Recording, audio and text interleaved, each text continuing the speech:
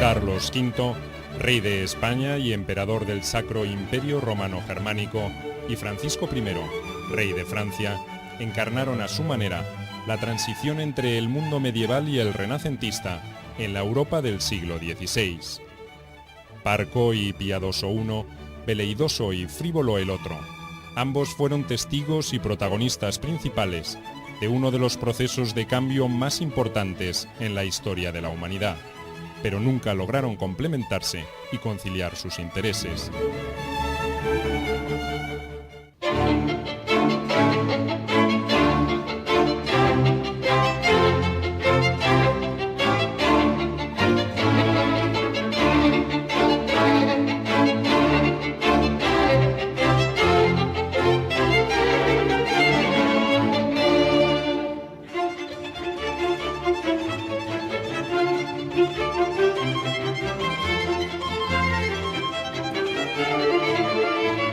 Carlos V, Francisco I. Durante 26 años se enfrentaron en guerras que consumieron enormes cantidades de recursos humanos y materiales, sin que uno pudiera predominar sobre el otro. Dos poderosas voluntades que se anularon mutuamente y condicionaron en forma decisiva el destino de sus reinos. Carlos V y Francisco I son dos reyes rivales por excelencia. En el concepto de vidas cruzadas quizás no hay ninguna pareja que represente mejor este concepto de confrontación directa, política, militar, que les persiguió a lo largo de toda su vida. Dos reyes que se pasaron la vida mirándose el uno al otro y efectivamente enfrentados en una rivalidad que tuvo mucho ciertamente de personal. Una rivalidad que en lo político se desarrolló fundamentalmente en función de dos cuestiones, que fueron una, la propia elección del imperio, para la que ahí se impuso Carlos V y se impuso sobre la base de contar con la cobertura económica de la banca alemana, que fue la que puso el dinero, y con ese dinero eso le permitió efectivamente poder ser el candidato elegido frente a Francisco I. Francisco de Angulema, coronado como Francisco I a la muerte de Luis XII de Francia en 1515, fue el primero en aparecer cronológicamente en las páginas de la historia. Nació en Cognac el 12 de septiembre de 1494, hijo de Carlos de Valois y de Luisa de Saboya. Esbelto y de facciones agradables, a pesar de su nariz prominente, su fama de caballero galante fue proverbial en la corte parisina. Ambicioso y dispuesto a cubrirse de gloria militar, no tardó en impulsar una política expansionista que alteraría el delicado equilibrio europeo en los comienzos del siglo XVI. A pocos meses de su designación, encabezó una fuerza de 30.000 soldados para recuperar Milán, antigua posesión francesa, gobernada por el duque Maximiliano de Sforza, aliado del Papa León X y del emperador alemán Maximiliano de Habsburgo. Una batalla cerca del pueblo de Marignano termina con la resistencia del duque y otorga a Francisco su primer galón como guerrero invencible. La elección del joven rey para demostrar sus ambiciones de poder no había sido casual. El milanesado no solo era una constante reivindicación de Francia, sino que se había transformado en un centro geopolítico de primer orden para las potencias europeas. Desde allí, Francisco podía influir sobre los estados pontificios, sobre las posesiones del emperador Maximiliano y sobre potencias marítimas como Venecia y Génova. De hecho, la victoria de los franceses obligó al Papa a negociar un nuevo concordato. El soberano francés tenía ahora el derecho de designar obispos y abades, un privilegio especial que incrementó el prestigio de Francisco I en la corte parisina, la más culta y refinada de toda Europa. Fue Francisco I quien de manera más clara impuso una nueva forma de gobierno, una nueva forma de entender la política, de la manifestación del rey, que va a ser en definitiva la corte. Y para ello, evidentemente, se va a inspirar los más avanzados, las cortes, las formas políticas más avanzadas de la época eran las ciudades italianas, los estados italianos, y evidentemente se va a basar en ello. Francisco I pues intenta sacar de las instituciones medievales, trata de reorganizar un reino que ha salido de una larga guerra, precisamente con instituciones modernas, con instituciones de la edad moderna. En paralelo con su campaña en el norte de Italia, Francisco consolidó su alianza con Enrique VIII, el rey de Inglaterra, descendiente de una dinastía que había sostenido una larga rivalidad con Francia. El objetivo estaba claro. El joven monarca francés ganaba puntos para aspirar a la corona del Sacro Imperio Romano Germánico, el mítico trono de Carlomagno, que ostentaba un envejecido Maximiliano de Habsburgo. Un solo escollo se levantaba en su camino, el nieto de Maximiliano, Carlos, que había sido coronado rey de España en 1518 al unificarse los dominios de Castilla y de Aragón, a los que se sumaba también su señorío sobre Flandes y los Países Bajos. Un rival poderoso por los recursos potenciales de sus posesiones europeas y los que comenzaban a asomar desde América, pero de escaso brillo y laureles para el avasallante Francisco. Tiene una imagen muy brillante, una imagen de hombre de mundo. Carlos V tiene, sin embargo, una imagen distinta, de hombre apocado, achatado, con su mandíbula prominente. No era precisamente un dechado de belleza, contrariamente a Francisco I, que es corpulento, fuerte, hábil en el manejo de las armas y de hábil cazador. Francisco I parece un hombre más acomplejado, también es de una inteligencia mucho más corta, aunque no le guste a mucha gente reconocerlo, pero Carlos V no se caracteriza por ser muy despierto. Hay una anécdota que le dice un campesino castellano: Majestad, cerrad la boca, que aquí las moscas son insolentes, porque iba con la boca abierta, le pesaba la mandíbula, tenía cara de estúpido, y de hecho los primeros retratos que se conocen de Carlos V pues parece tiene cara de lelo, ¿no? Una cara de alelado, de persona poco inteligente. Carlos de Habsburgo había nacido en Gante, Flandes, el 24 de febrero de 1500. Era hijo de Felipe el Hermoso, primogénito del emperador alemán, y de Juana, hija de los reyes católicos de España. La prematura muerte de su padre en 1506 y la demencia de su madre, conocida como Juana la Loca, determinó que creciera al cuidado de su tía Margarita de Austria en Flandes. Esa circunstancia había derivado en una curiosa situación que marcaría los primeros años de su reinado. Cuando el 19 de septiembre de 1517, Carlos I desembarcó en la costa asturiana para hacerse cargo del trono unificado de España, no hablaba castellano y solo conocía esas tierras por referencias. Nunca había estado antes en la península. Rodeado de su cortejo de colaboradores flamencos, el rey era un perfecto desconocido para sus súbditos y nada atractivo para los representantes de otras casas reales europeas. Con Carlos V lo que pasa es que cuando él llega a España, primero no es Carlos V, es solo Carlos I. Y es un crío que tiene 16 años. Y aquella generación que le conoce a él nada más llegar a Tazones, en Asturias, aquella generación que le conoce a él es también la generación que ha podido conocer 20 años atrás la guerra de Granada, la conquista de Granada y los inicios del descubrimiento de América por Isabel y por Fernando.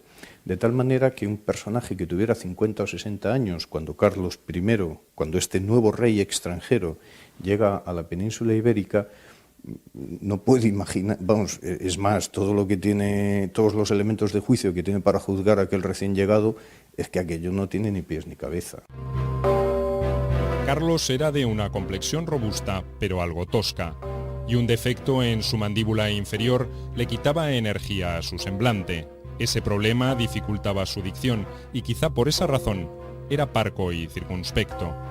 La antítesis de su futuro enemigo, Francisco I, y no solo en el aspecto físico.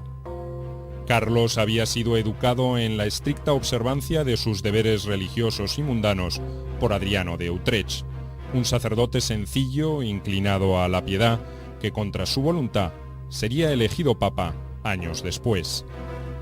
El futuro rey también recibiría la influencia de una corte borgoñona, adicta al protocolo ceremonioso y a un boato propio de otro siglo. De allí provendría también su afición por las tradiciones caballerescas, como la restitución de la Orden del Toisón de Oro, fundada por su antepasado Felipe el Bueno en 1429. En ese sentido, Carlos I aparece como un anacrónico caballero medieval frente al espíritu renacentista que ostenta su rival, Francisco I. Como contrapartida, también recibirá lecciones de realismo político de Guillermo de Croix, señor de Chievres, un consejero ambicioso y corrupto que guiará sus pasos hasta su muerte en 1521. En el caso de Carlos V, es una persona educada muy en el humanismo cristiano, muy, diríamos, intransigente consigo mismo, poniendo en práctica lo que realmente significa el cristianismo y la ética cristiana. Ciertamente es un príncipe del Renacimiento, qué duda cabe. Sin embargo, se ha dicho que tiene mucho de medieval. En realidad, lo único que hace es aspirar y ser educado dentro del humanismo de Flandes, que el humanismo de Flandes es el más radical, mucho más, por supuesto, que el que existía en Italia, y mucho más religioso y teológico. Y eso se observa en su austeridad, tanto en los palacios. Se retira a Yuste, que es un convento miserable, donde educa a sus hijos. Solo hay que ir a Arévalo, a Tordesillas, y se observa en qué condiciones vivían sus hijos, que eran los dueños del mundo, y realmente cómo fue su vida. En el caso de Francisco I también es un príncipe humanista, pero el humanismo es educado, o al menos aspira a ser un humanismo italiano, mucho menos, diría, religioso, un cristianismo entendido de manera, o un humanismo cristiano entendido de manera más laxa. El flamante rey de España se encontraba librando una dura batalla contra los prejuicios, contra las acusaciones de corrupción y privilegio hacia sus consejeros y contra su propio desconocimiento de las costumbres del país, cuando recibió la noticia de la muerte del emperador. Maximiliano había fallecido el 12 de enero de 1519, y según un procedimiento muy antiguo, la elección del sucesor estaría a cargo de 7 grandes príncipes electores alemanes.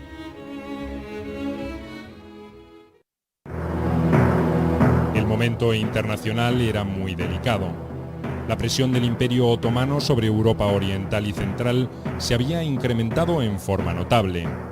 Un nuevo sultán, Solimán el Magnífico, que había conquistado Egipto, amenazaba con subir por los Balcanes hacia el Danubio y poner en grave riesgo a Hungría. El Papa reclamaba por una nueva cruzada. Era imprescindible que el título de emperador del Sacro Imperio recayera sobre una figura capaz de unir las voluntades de los reinos cristianos detrás de tan magna empresa. Hoy, los historiadores en Europa tenemos claro que no es emperador de Alemania, utilizando el rigor conceptual, no es emperador de Alemania, sino del Sacro Imperio, que es diferente, claro, porque es un territorio que abarca, por supuesto, Alemania, pero que llega también hasta Hungría, pasando por Austria y algunos territorios de alrededor de todo este inmenso conglomerado cultural, ¿no? Él no actúa desde un punto de vista, como diríamos hoy, nacional de cada territorio, cuando está en cada territorio, sino que busca en primer lugar el mantenimiento de una unidad religiosa, porque ese es el constitucionalismo del siglo XVI. Para Carlos V es la unidad religiosa, y en función del mantenimiento de la unidad religiosa, alrededor de esa unidad religiosa, es como se monta toda la estrategia política, ¿no? Francisco I había demostrado sus dotes como guerrero y podía empeñar los recursos de la opulenta Francia en esa tarea. Carlos I solo podía exhibir su descendencia directa de la Casa de Austria, de donde habían salido los últimos herederos del trono de Carlomagno. También contaba con la sagacidad diplomática de su tía Margarita y con abundantes recursos monetarios provistos por los banqueros alemanes, enterados de que Hernán Cortés había conquistado en México un fabuloso imperio indígena. El origen alemán, los regalos recibidos por los electores y el visto bueno del Papa León X, que a último momento cambió de parecer, resolvieron la cuestión. El 28 de junio de 1519, Carlos I de España se convertiría en el emperador Carlos V. Cuando Carlos V sube al trono de Castilla y de Aragón, tradicionalmente se ha dicho que empieza la Edad Moderna, que son tiempos nuevos, y realmente fue así, porque desde el punto de vista político significaba una nueva forma de gobierno, no los orígenes del Estado institucional, como nos han venido diciendo desde Max Weber y desde las revoluciones burguesas, sino que lo que se imponía era una forma de gobierno que se conoce como la corte. La corte llevaba consigo la ruptura desde el punto de vista político del feudalismo, pero aún se mantenían las relaciones personales. Desde el punto de vista de la cultura era la ruptura de la escolástica y aparecía el humanismo. Y desde el punto de vista del poder internacional, pues coincidía que se había producido la unión de Castilla y Aragón, lo cual había formado una gran monarquía, sobre todo teniendo en cuenta que se acababa de descubrir América, y a esto le venía a añadir por herencia una serie de territorios en Europa con el título añadido de emperador, con lo cual se configuraba el poder más poderoso, valga la redundancia, que existió hasta entonces en Europa y en el mundo desde el Imperio Romano. El nuevo emperador sería coronado oficialmente en Aquisgrán, la antigua capital de Carlomagno, en 1521. Para entonces ya había hecho conocer su ideario de lograr una Europa unida contra el turco, que había comenzado a cumplir sus amenazas atacando Belgrado. Pero el objetivo de convocar a la cristiandad se empañó en la propia Alemania, donde la rebeldía de Martín Lutero ganaba adeptos entre los nobles del imperio, y en las intrigas de Francisco I, que iniciaría una guerra personal contra Carlos V. El rey francés nunca olvidaría la afrenta infligida por los electores para emperador, pese a que sus embajadores no habían dejado recursos sin utilizar para evitar que Carlos V fuera el elegido. Desde recordar la débil condición mental de su madre hasta retirar la candidatura de Francisco y proponer a cambio la de uno de los electores. Cualquier cosa era preferible a la elección del despreciado rey de España como emperador. Pero vamos, verdaderamente quien tenía los derechos por el trono imperial, por la aspiración imperial era Carlos, habida cuenta que el abuelo había sido el último emperador. No hay que olvidar, por otra parte, que el título imperial se hacía por elección de los príncipes electores, de acuerdo, entre las dinastías que consideraran pertinente, y que en último término, de una manera un poco, de tal manera podríamos decir que había dos elementos fundamentales para la elección imperial. Por una parte, la dinástica, que podía inducir hacia, y en este campo Francisco I no tenía nada que hacer frente a la dinastía de la Casa de Austria, y en segundo lugar pues la convicción de los 7 príncipes electores, que era una convicción que se podía ganar por dinero, como hizo Carlos I y que no supo hacer también Francisco I. Francisco I trató siempre de disfrazar su desprecio contra Carlos V en motivos geopolíticos. En ese sentido, su oposición estaba fundada en la necesidad de evitar el incremento desmesurado del poder de los Habsburgo en Europa. No le faltaba razón. Francia quedaba virtualmente rodeada por reinos o señoríos sometidos a la autoridad directa del emperador, quien además reclamaba la Borgoña francesa, que había perdido su bisabuelo, el duque Carlos el Temerario. Ante tamaña rivalidad, no fue una sorpresa que aliados de Francisco atacaran dominios de Carlos V en España y en los Países Bajos en el verano de 1521.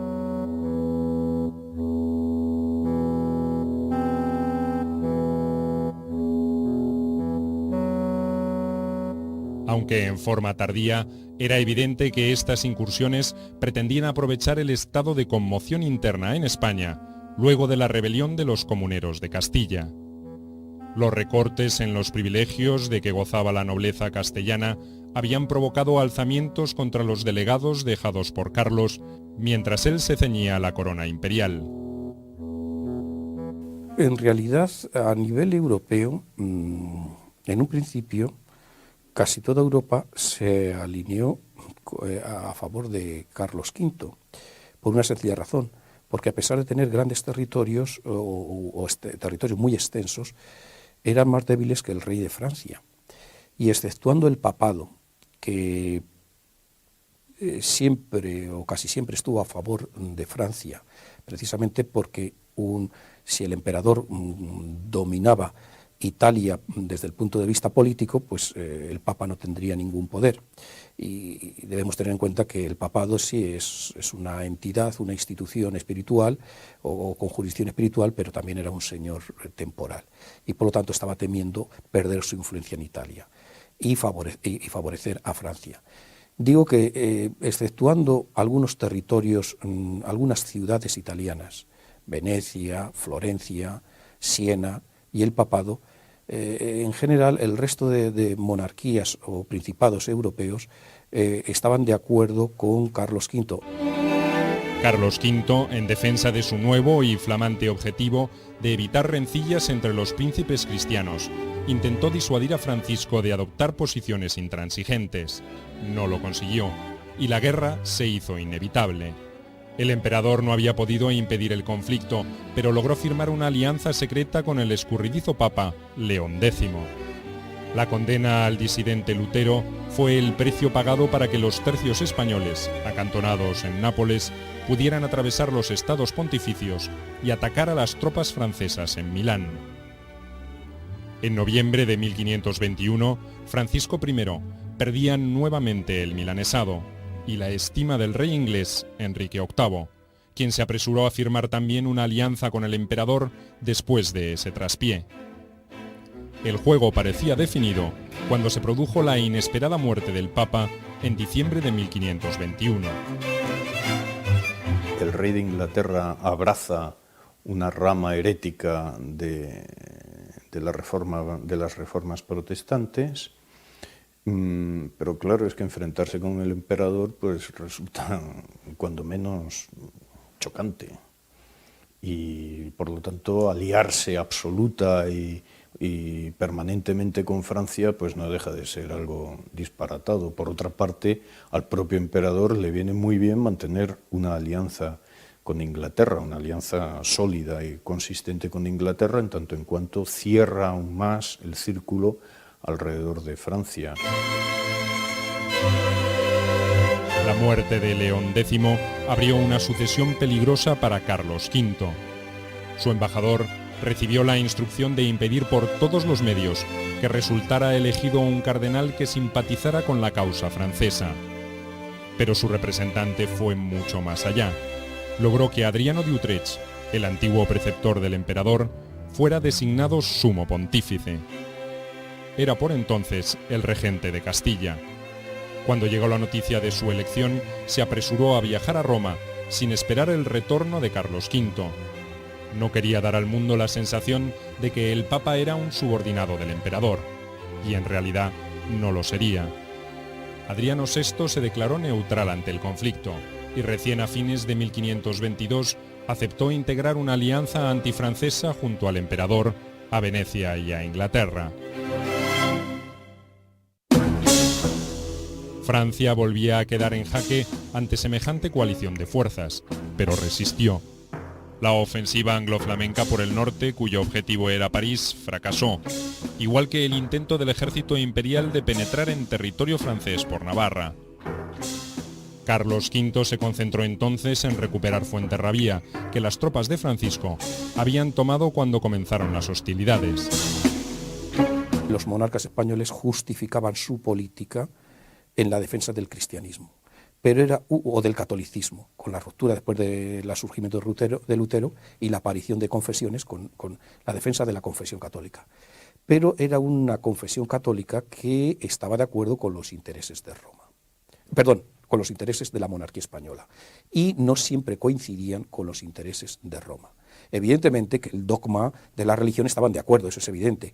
Igual que Francia, pues también estaba de acuerdo, el rey cristianismo estaba de acuerdo.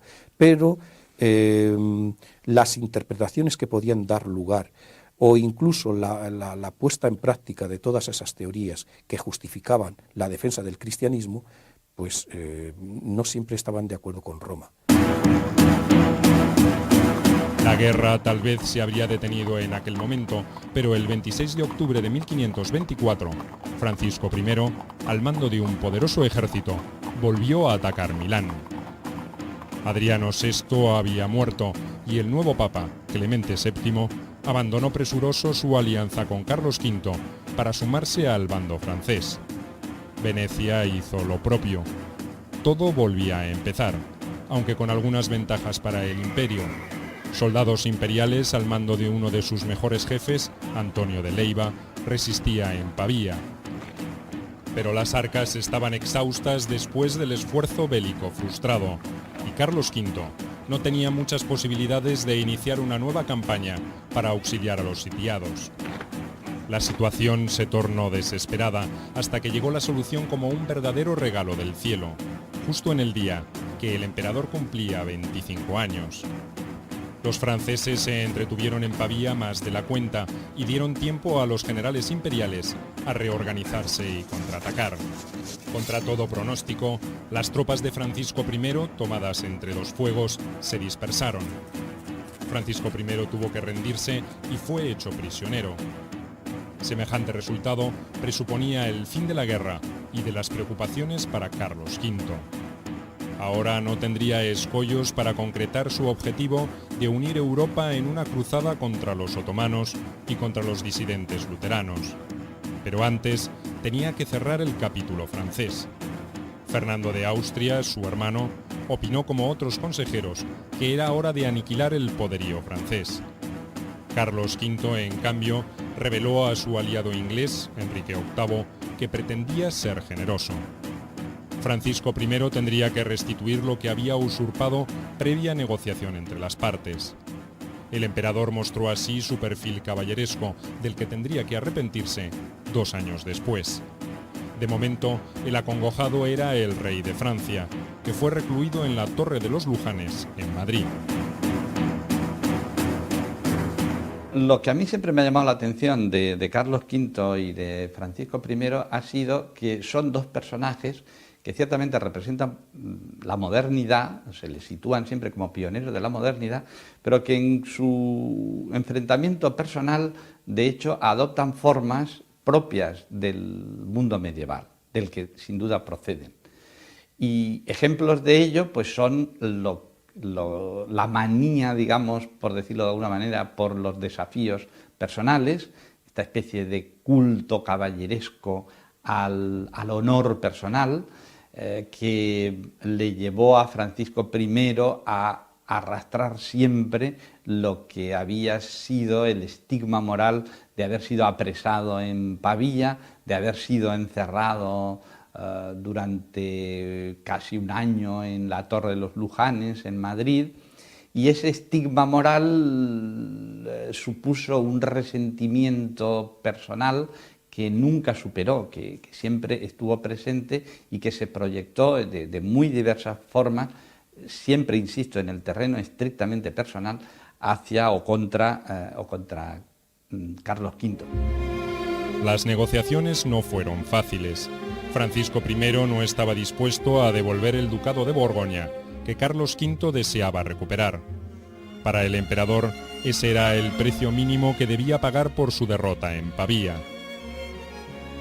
Fueron pasando los meses y el rey francés comenzó a sufrir las consecuencias de su prolongado cautiverio. Aunque era tratado de acuerdo con su rango y gozaba de una libertad relativa, Francisco se enfermó y obligó al emperador a repensar su estrategia. Fingió aceptar las condiciones impuestas, pero con una sola salvedad.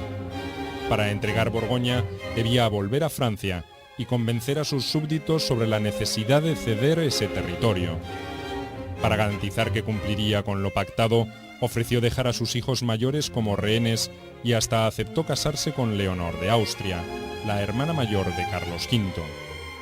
Hubo otras exigencias. Francisco debió jurar sobre los evangelios y dar su palabra de honor de caballero, que retornaría como prisionero si en el término de 6 meses no se cumplía con lo acordado. El Tratado de Madrid se firmó el 14 de enero de 1526. Francisco I lo calificaría como nulo a su regreso a Francia, porque consideró que lo había firmado bajo presión. No se necesita aniquilar a Francia, se necesita pactar con Francia. Eso es lo que busca el emperador, y de hecho entrega a su hermana al rey de Francia como esposa, y ya está, ¿no? Es pactar lo que se necesita y no destruir.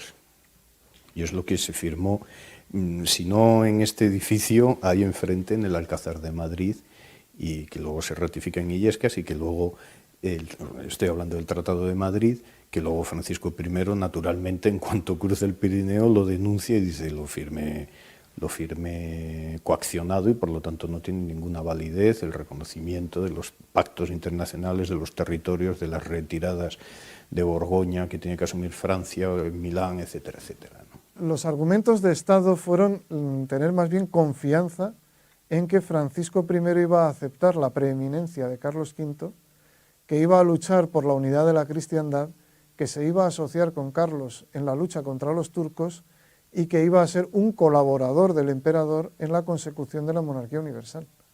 Es decir, que iba a pasar de ser un enemigo a ser un cooperante necesario. Era mucha ingenuidad. Porque sí, porque Charles de Lannoy, por los torneos, las fiestas, digamos el ambiente caballeresco, de cordialidad, y te he vencido en buena lid, ahora tú reconoces mi victoria, el fair play, el juego entre caballeros, más bien una percepción de la política un poco deportiva.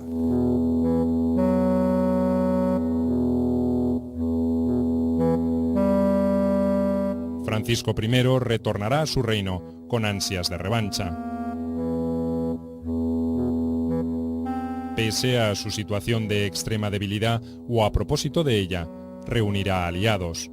El más poderoso será Enrique VIII. El rey inglés, lo mismo que el Papa Clemente VII y ciudades-estado italianas como Venecia, de pronto recelaban del poder que había adquirido Carlos V. Los italianos querían expulsar al emperador de toda la península, esto es, tanto de Milán como de Nápoles.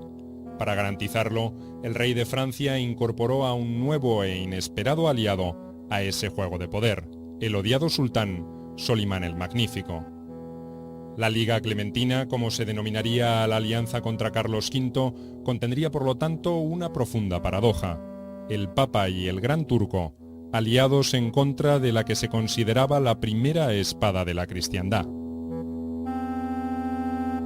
En este sentido, la tregua, el pacto de Francisco I con el emperador turco supone un revés durísimo para Carlos V, que sin lugar a dudas se veía muy imbuido e influenciado por el pensamiento erasmista. El pensamiento erasmista que tenía dos principios básicos. Uno, hay que buscar la paz a todo precio, a toda costa, siempre, esto sin duda alguna, en ello creía Carlos V, sin lugar a dudas. Y en segundo lugar, pero que esa paz no se puede mantener siempre con el turco, porque es el enemigo diabólico, ¿verdad?, del mundo cristiano. Claro, no creo que se pueda establecer un maniqueísmo entre Francisco I y Carlos V. Quiero decir que Carlos V tiene absoluto derecho a pensar como piensa y la realidad de los hechos es la que es. Es decir, Carlos V tiene que acudir 2 veces a la defensa de Viena porque el Imperio Otomano está invadiendo Europa por tierra. Solimán respondió a las demandas de Francisco con una frase que describía una cualidad de sus ejércitos que a la larga sería perjudicial para sus aliados. Estamos de noche y día, con el caballo ensillado y el sable ceñido. A diferencia de los europeos, los soldados otomanos no eran mercenarios y organizar una expedición era por lo tanto menos trabajoso y más rápido para los turcos. Además, Solimán ya tenía planificado atacar Budapest en la primavera de 1526. No necesitaba coordinar sus operaciones con sus amigos occidentales, y no lo hizo. 100.000 combatientes turcos y 300 cañones cubrieron la llanura de Moax el 28 de agosto de 1526.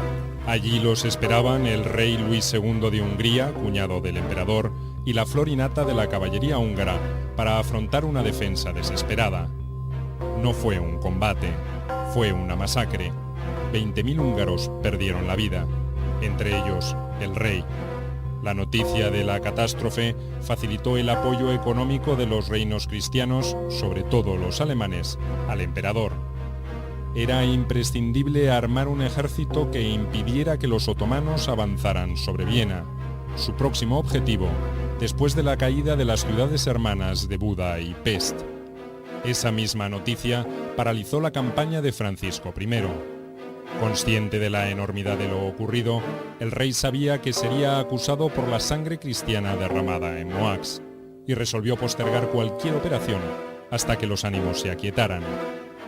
Pero su inactividad coincidió con la decisión otomana de dilatar una nueva ofensiva sobre el occidente europeo. Para Francisco I, Carlos V es una amenaza más temible que el Imperio Otomano. O sea que estamos jugando con... Ahí sí que juega la geopolítica.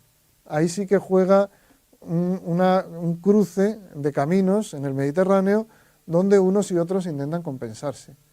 Pero sería injusto decir que Francisco I fue un soberano malvado, inescrupuloso, porque en realidad juega un juego que lo intentaron jugar todos.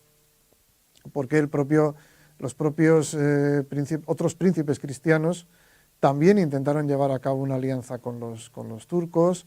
El propio Carlos V llega a una alianza con los turcos porque el reconocimiento de su propiedad sobre Hungría, que después pasa a Fernando I, le lleva a firmar tratados, a pagarle una indemnización a Solimán, y no solo una indemnización, sino pagarle tributo, a reconocer el statu quo en el Danubio y a incluso a cooperar con los turcos en el mantenimiento del statu quo en toda la frontera danubiana. La tregua inesperada en las operaciones dejó al ejército imperial organizado para defender Viena en óptimas condiciones para operar en Italia.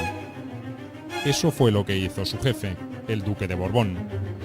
Reforzado con mercenarios alemanes luteranos, el duque volvió a apoderarse de Milán antes de seguir hacia el sur.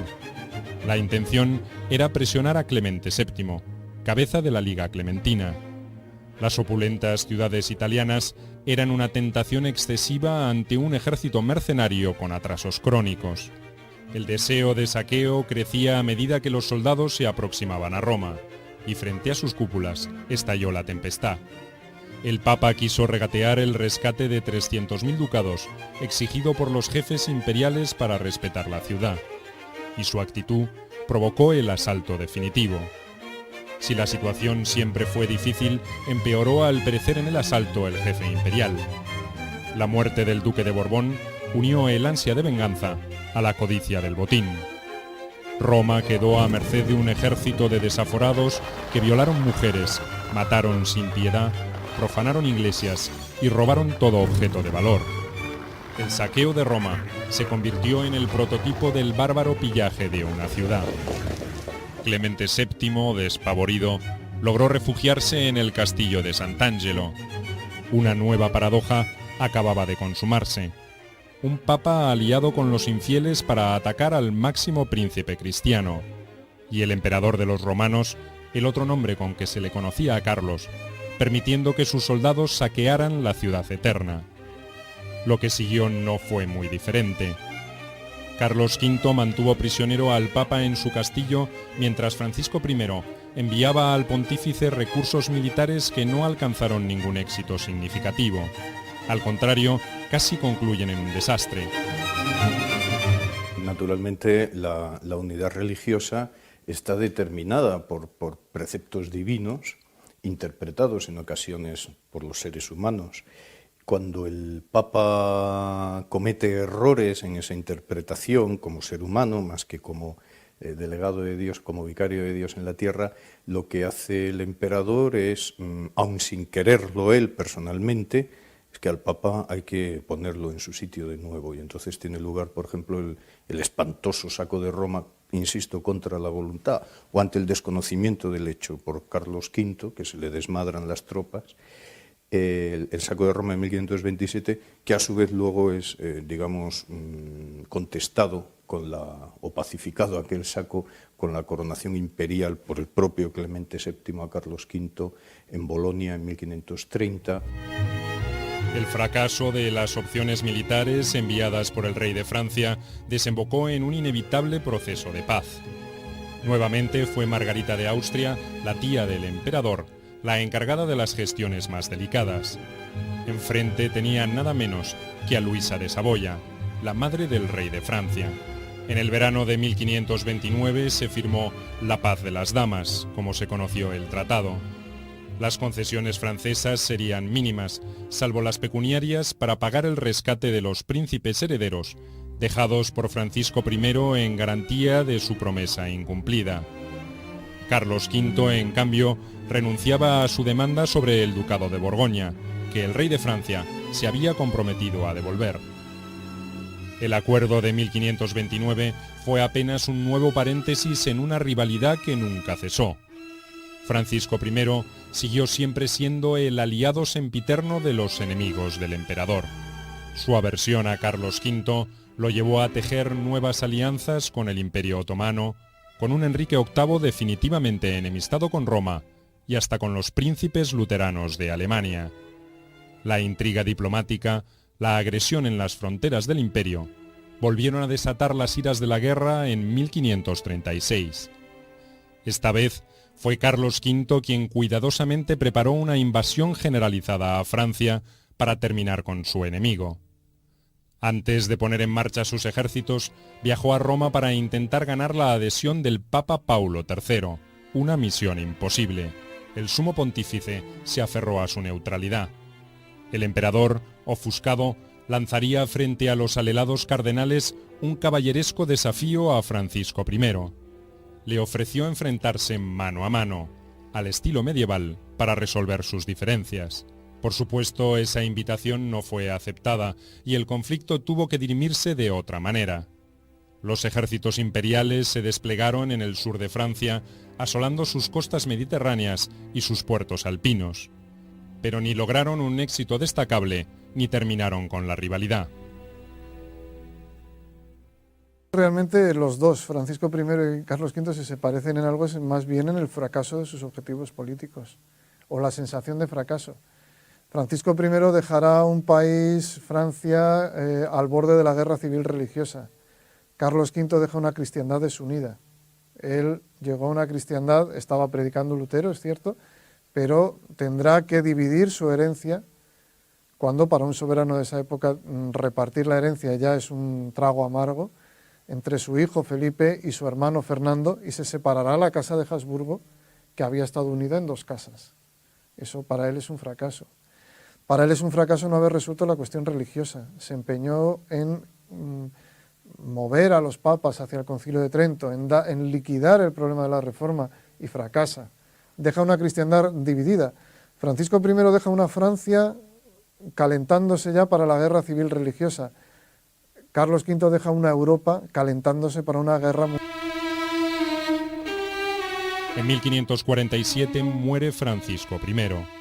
La rivalidad parece que ha comenzado a resolverse en forma natural. pero deja huellas muy profundas. Francia no va a lograr superar la impresión de que la lucha contra el emperador es una causa nacional hasta mucho más allá de la muerte de Carlos V el 21 de septiembre de 1558. España, por su parte, va a sentir ese estado de guerra permanente en carne propia.